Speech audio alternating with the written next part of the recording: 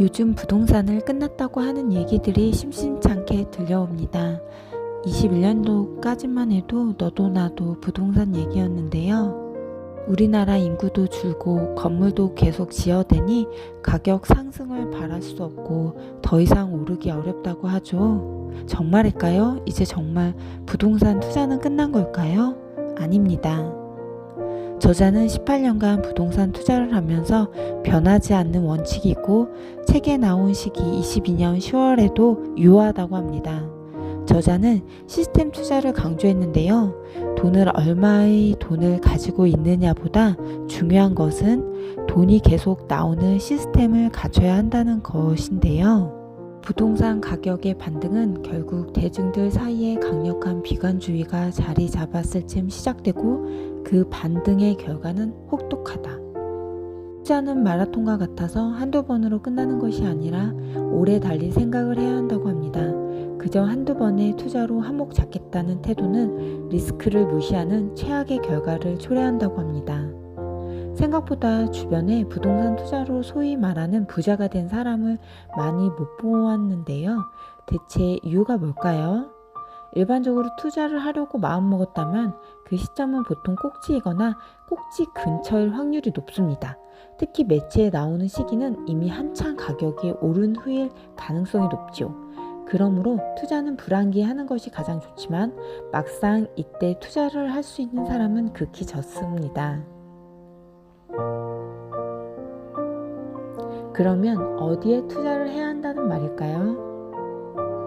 그건 바로 핵심 부동산에 투자를 해야 합니다. 저자는 과거와는 다르게 모든 부동산이 오르진 않을 거라고 하는데요. 그럼에도 핵심 부동산은 떨어지더라도 낙폭이 낮고 오르는 건 가장 먼저 오르고 많이 오른다고 합니다. 설사 좋지 않은 시점에 매수했다 하더라도 세월이 지난 후 최소한의 보상이라도 얻을 수 있다고요. 다만 본인이 감당할 수 있는 부동산이 나타날 때까지 인내와 수고는 필요하다고 합니다. 저자는 향후 부동산을 좌우할 핵심 키워드 5가지를 내세웠는데요. 지금부터 하나씩 알아보도록 할까요? 하나, 새 아파트. 새 것을 싫어하는 사람이 있을까요? 특히 아파트는 시대를 지나올수록 사람들의 욕구와 편리성을 반영하여 최신식의 아파트에 모든 바람이 들어가 있습니다.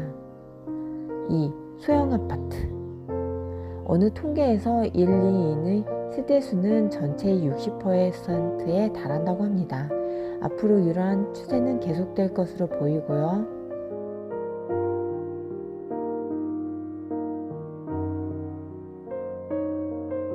교통의 최고는 철도죠. 역과의 거리가 얼마냐에 따라 삶의 질은 차이가 날 수밖에 없는데요. 인프라 및 환경도 어느 정도 조성되어 있기에 선호가 높을 수밖에 없죠. 가격 방어도 좋고요. 4. 강남권. 지리상 서울의 중심은 광화문 종로 쪽이라고 할 수 있지만 부동산 기준으로 보자면 서울의 중심은 강남입니다. 가격이 모든 걸 말해주고 있지요. 강남이 어렵다면 강남과 가까울수록 좋습니다. 5. 임대료. 우리가 모든 부동산에 살 수 없으니 임차인이 필요합니다. 임차인 입장에서 임대료가 지속적으로 오른다고 해도 계속 거주할 만한 곳이라면 핵심 부동산이지 않을까요? 투자 고수는 어떤 사람일까요? 투자 고수는 잃지 않는 투자자를 말합니다. 시간을 기다려야 할 줄도 압니다. 계속 부동산을 꾸준히 공부하셔야 해요. 불황기가 3년 이상 지났다.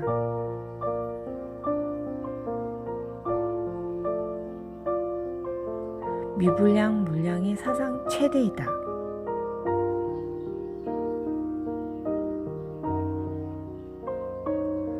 분양 물량이 역대 최저이다.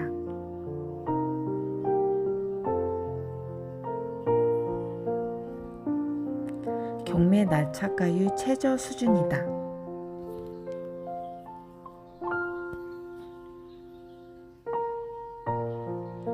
전세가율 사상 최고치.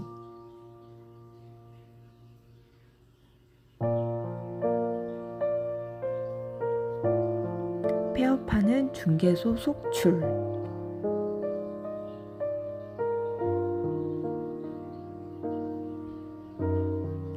정부의 부동산 활성화 대책.